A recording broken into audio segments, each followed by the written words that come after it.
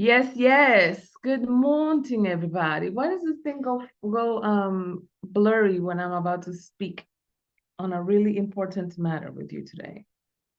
It must know how important it is such that it's blurring me out. Today we're talking about the two fast tracks to connection and abundance. And you probably already do it, and you probably are already good at it. And you didn't know that that's what you were doing.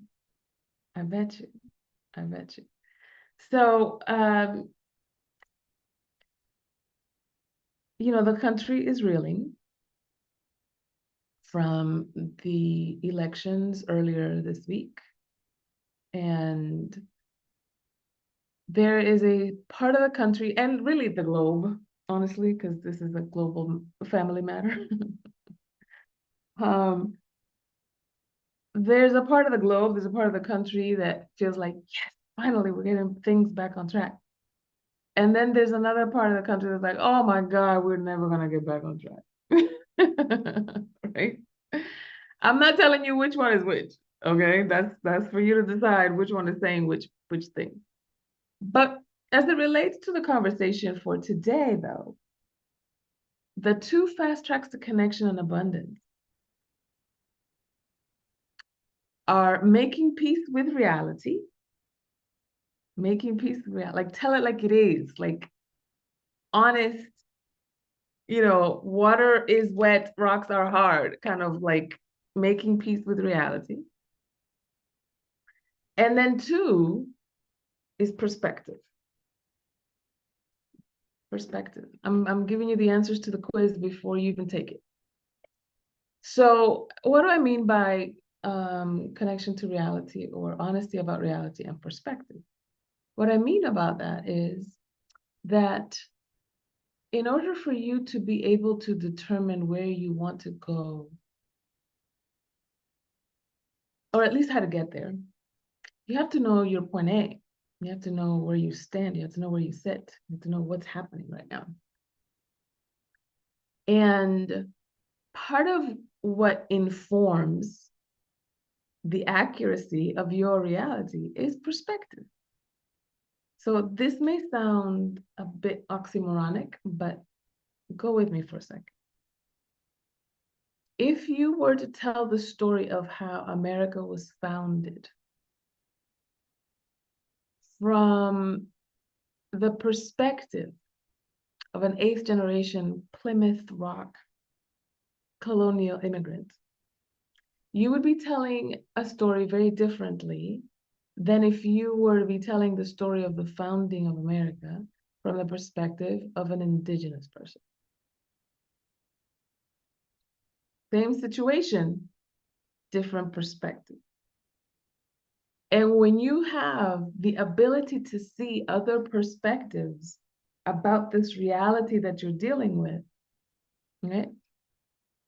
Then you have agility, you have flexibility, you have pivoting power, as it were. Because yes, it is true that water is wet, but the water, there's a different perspective, the water that's coming out of the shower or of your sink rather than the water that's in the ocean, right? It's the same material, but it has a different effect on you. One can cleanse you and rejuvenate you, and the other can kill you, right? In fact, the one that can kill you can also rejuvenate you if you know how to act right, if you know how to swim, if you know the tides, et cetera, et cetera.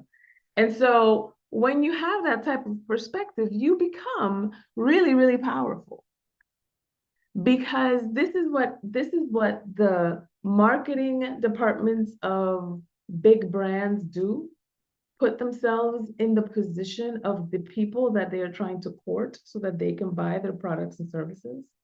When you understand perspective, when you can move from your perspective to another, you become a better marketer, you become a better friend, you become a better leader, you have more grace and patience with yourself and with others, and you have more patience with the world at large. Because when you have perspective and when you're connected to reality in that way, like you can tell it like it is, then you can, I think I've heard Tony Robbins say this, don't make the truth better than what it is, but don't make it worse either, right? It just, there's a sense of power in that it is what it is. And so here's an example of what I mean.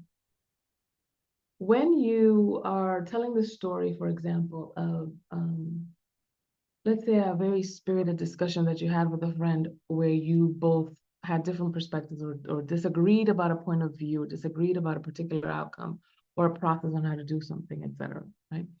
And in retelling the story, you're saying something to the effect of, let's say it's you and me, Michelle. I'm going to pick on you, Michelle. Let's say Michelle and I are friends, and we are trying to decide on what route to take to go to our girls' trip in New Orleans. Okay. So we have to decide who to pick up, in what order, what route to take, when to leave, what time to leave, and why would that matter? And so Michelle says, well, I want to leave at 6 o'clock in the morning because then we will, by the time that traffic hits, like rush hour traffic, we'll be way out of the city and, we'll be well on our way.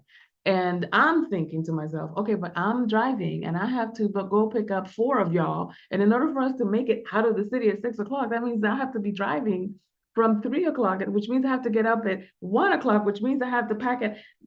And my perspective is very different. I'm like, I don't want to leave at 6. I would rather deal with traffic than deal with all of the steps that have to be taken the night before. And so Michelle is saying, well, you're being unreasonable.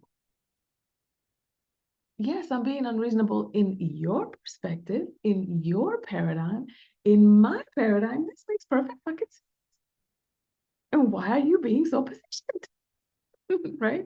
And so then you start fighting or arguing about you both want the same thing. You just have a different perspective. You have a different angle on how to approach it, on how to go about it, and so forth, right?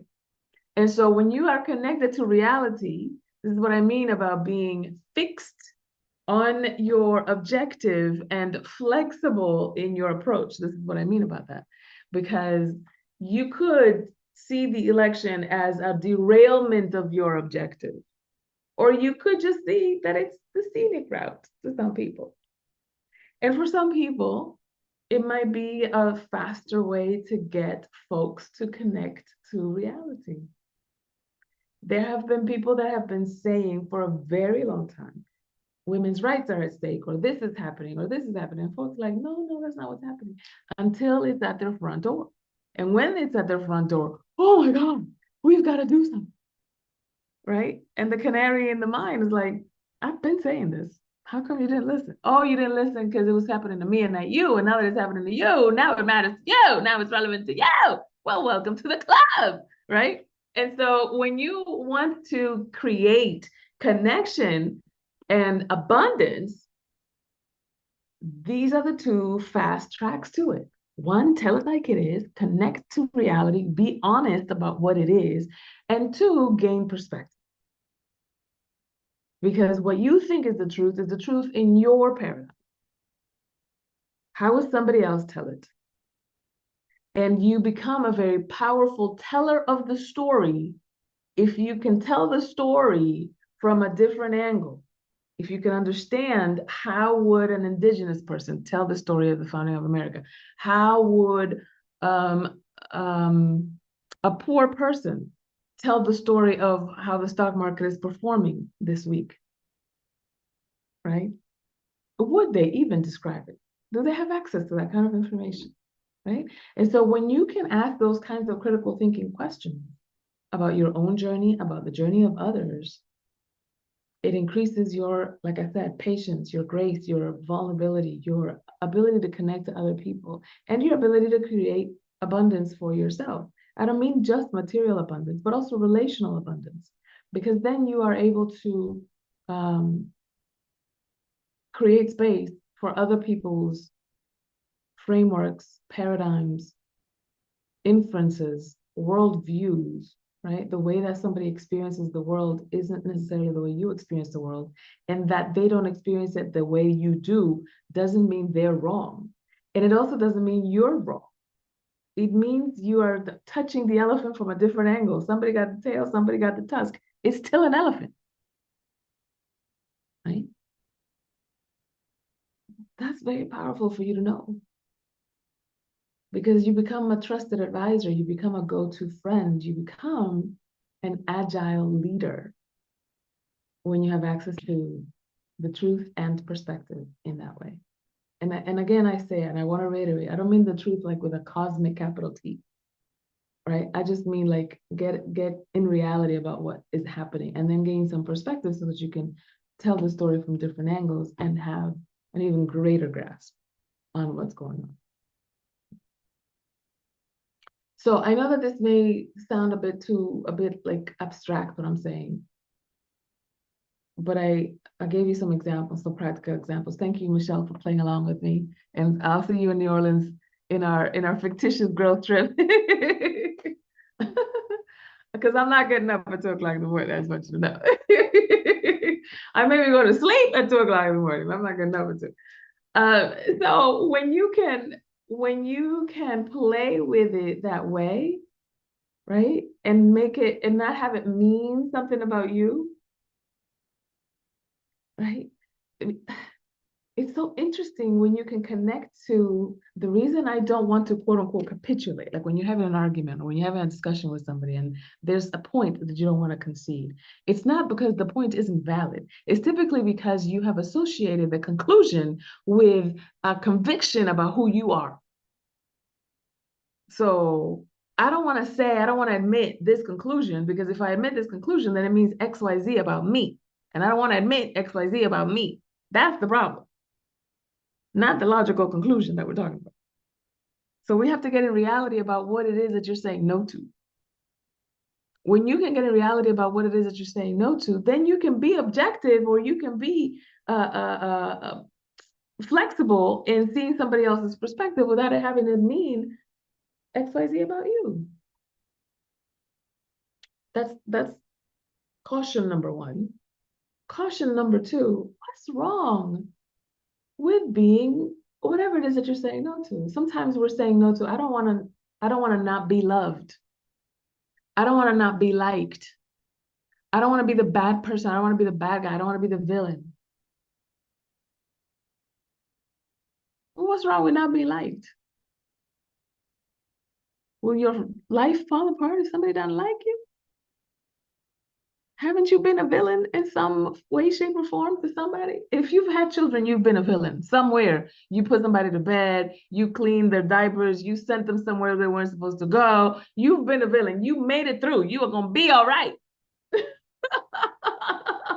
Right? And so being with, and this is why it's so important for you to tell the truth. Tell the truth about what's actually at stake for you. Because when you tell the truth about what's actually at stake, then you can make informed decisions. This is what it would sound like. I would rather not speak my truth in this conversation with this person that matters to me than risk my image of not being liked. I'd rather be dishonest than be disliked. See, when you say it like that, you're like, I gotta make a different decision. Because what I'm not willing to do, right? But we dress it up and we're like, oh, well, I didn't want to hurt their feelings. No, you didn't want to hurt your feelings. That's what it was. Because if this person values honesty and you're being dishonest, you're already hurting their feelings. You just didn't want to look bad doing it. Right? We gotta be able to tell the truth. If we tell the truth, we can move along so much faster. We can create connections so much faster. We can connect to our abundance so much faster. But we keep using these euphemisms and then wondering why our results are vague and opaque and unsustainable. Make sense what I'm saying? I want to talk about it. What's hitting you? What's resonating? If you can't say amen, say ouch about this conversation for you. Can't say amen, say oh me. Right, exactly. Hi, Robin. So you're hitting it right on the spot, Monica. Uh-oh. Did you get disconnected? Did you pause? What happened? Uh, he went somewhere. Okay, Am I what else? back? You're back. Yes. I connected to the Wi-Fi and then I walked too far away. I'm sorry. Oh, okay, okay. Yes, that happened. So you're hitting it spot on. I have a couple things right now that we're dealing with, and one with an adult child, Mm-hmm. one with a large investment contract on a house, and I played like with my kid for like 2 years. I haven't like addressed these things. I haven't just gotten the truth right. I haven't just said, what's the reality of this? And just in the last month, I have, and everything that was in my head was absolutely not the case. So 2 years of just like going over it and over and over and not dealing with this is what the truth is. Mm-hmm. And asking somebody else's truth can be different than mine and it doesn't mean anything about me. That was huge. So it's no coincidence I came in today on this call because See? this was something that's very, very close right now. And the same thing just happened with the house. We were had put some money down. They're building a new building. They messed up a bunch of stuff. We withdrew our offer. We danced around it for like a month, and I finally just said, no, no, we can't do this. My reality doesn't line up with the fact that they're telling me that this is okay. This is not going to be a problem. You don't need to worry about this. Their reality was we got to sell this house and get that money. And Yeah. my reality was I'm investing a ton of money in something that's going to be a long-term investment, and I'm not willing to do that with the way you've put this together. Yeah. It doesn't either one of us wrong. It just means that we don't see the same angle of that particular situation. I love the elephant analogy. Same Yeah. elephant, same elephant, totally different perspective. So thank you for that. Thank you for sharing. Yeah, absolutely. Thanks, Robin. Always good to Yeah, see you, my friend. you too, dear. Who else has something? Who else has if you can't say amen, say ouch. Yeah, I'm saying ouch. I'm saying ouch a lot. Talk about it. But the big thing that I'm taking away is sometimes you have to let go of the tail and go find the head. Uh-huh. Uh-huh. And you've got to change how you're looking at something to find the right solution because you've painted yourself into a corner and the tail of the elephant isn't what you need. You Mm-hmm. don't need that brushy, bristly, bony thing, Yes. right? You need that strong tusk. Mm-hmm. And so you need to feel your way around and find your way to the right side of the answer. Yes. So acknowledging that there is another way to look at the situation, that there is another solution is the starting point. Mm-hmm. Mm-hmm. I like that. Yeah, you do have to admit that there's another way to look at it so that you can even be open to exploring it. You're absolutely right. Mhm. Yeah, good stuff. So that's my takeaway. And tell the story from different perspectives because I'm working on updating a presentation that I do. Mm-hmm. And that's exactly what I was missing Hmm. was telling it several different ways. Mm-hmm. So thank you. Okay. You're welcome. I'll send you my Cash App invoice later. This is so important because when sometimes being able to sit at a different angle from the table allows you to see a solution that wasn't heretofore available to you until you change perspectives, right? And it also helps you to manage your triggers, like in a personal relationship, whether it's with your child, with your parent, with a loved one, your spouse or whatever the case may be. There may be some things that trigger you so much that you like, this is what it is. And why can't you see how it is? Right? But if you were to connect to their perspective, how would they be telling the story if they were telling the story of what happened or what we said or what took place, et cetera, et cetera? How would their telling of the story be different than mine? You might be able to get some perspective and some insights that wouldn't be available from your position. Yeah. Mhm. It doesn't mean necessarily that you're wrong. It's just Yeah. you don't you don't have the full view because you're sitting where you're sitting and they're sitting where Yep. they're sitting. So yeah, that's a key. Mhm. That's a key move, a key strategic move to be able to get a full picture of something. So thank you, Michelle, for that Mhm. contribution. That was awesome. Who else is something? How are you going to use this moving forward? Maybe there's something relevant or present in your life right now that you're like, oh, let me go back and clean that up based on the daily huddle conversation today. For me, I want to tell you that when the words come out of my mouth, they come out for me first. I want you to know this, okay? This isn't me from an ivory tower, just yelling expletives and platitudes and things. There was a particular connection recently that I was like, how is this normal? How does this even make sense to you? How does listen, the emotional maturity is lacking, darling, and I don't know that I can be available for this level of low vibe connection. I would never say out loud how self-righteous I was being. I would never admit to that publicly, except here with y'all, because you're family, right? But when I heard myself say these things, and then I said to myself, how would that person tell the story of what happened between you all? If they had, let's say they did have the language to express their emotions that you claim they don't. Let's say they do know what's going on in their internal world and they do have self-reflection and they do have self-awareness and they have the emotional language for it. Da, da, da. Let's say they have all of that. How would they tell the story? And it was very different than the way that I was telling the story. And it was like, oh, dang. Well, will you look at that? You are perfectly capable of being an a-hole too, Monica. You are not the saint here.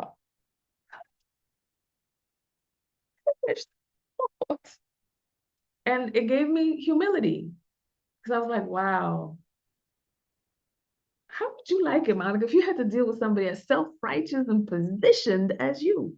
How would you deal with somebody who was self-righteous and positioned as you? And if you didn't see yourself, would you want someone to have patience with you? Because the same way that you're in your position of like that person doesn't know what they're saying or doing, or they have no self-awareness about blah, blah, blah, blah. It's a little bit like what they say when you point fingers, right? Three fingers are pointing right back at you.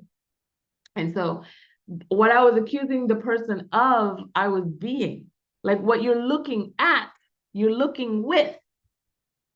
Say it again. What you're looking at, you're looking with. So I could only see that person being self-righteous and positioned because I was being self-righteous and positioned. And so when I was able to see myself from that person's perspective, I was like, oh, Lord, haveth thy mercy. I repent. I changed my mind.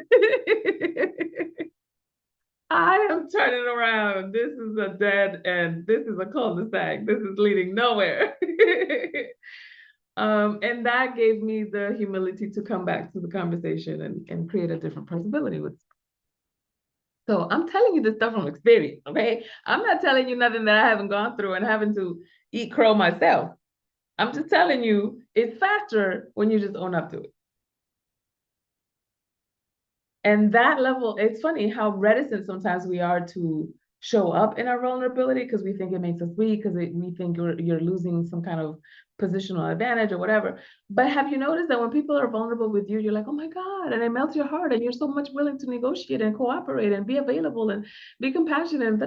But yet when you are vulnerable, you don't think people are willing to give you that grace. You think, oh, I'm just capitulating. Really? You're not creating possibilities too? Just when they do it, because you're just so big and bad and holy and saintly. Yeah, so like be humble about that. Be humble about that. Give people the chance to give to you the same grace you give to others, especially when you're being a self-righteous position jerk. I'm just saying that's when you need it the most. Right? All right, anything else? Anyone else? Questions, comments, concerns, grievances, confessions? Yeah, I just gave you mine. Uh-huh. Oh, okay. I'm the only delusional around here. All right. It's always great hanging out with you and getting my toes stomped on. Love it. It reminds me of who I am and centers me back on reality. So yes, yeah, and you're hitting it 100%. I just said this to somebody this morning that we just don't grasp, number one, what their perspective is, but also where they're coming from. And I've made this comment before, and maybe you remember it, that I could have a 72-degree glass of water sitting in the middle of a room with a door coming from each side. And if I walked in from a negative sub-zero frozen tundra, that'd be the warmest cup of water I ever drank in my life. But if I just came in from a 110-degree desert, it would be the coolest cup of water I ever drank in my life, right? So where we're coming from, where were we just prior to that? What was our environment prior to this engagement? That also is a huge piece of it. I in the summertime, I hate running the air conditioning in my house because I have a big house. It costs me a lot of money, so I keep it a little warmer. But if I'm in that car with that 60-degree air blowing ice cold in my face all the way home, I walk in my house and I'm like, oh God, it's hot here. But if I roll the windows down 2 blocks from home and turn off the AC and it's 80 or 100 degrees outside, I walk in my house like, oh, it's so cool in here, right? So we really can use it to our advantage as well. And I think that understanding it is the biggest piece of it, because once we understand it, boom, end of game, we win. Right? Absolutely. Thank you for the awareness today, Monica. Thank you so much, Robin. That was awesome. That was a great cliff note. That's the C in Robin C. Stern stands for cliff note, everybody. I just want you to know. Thank you, Robin.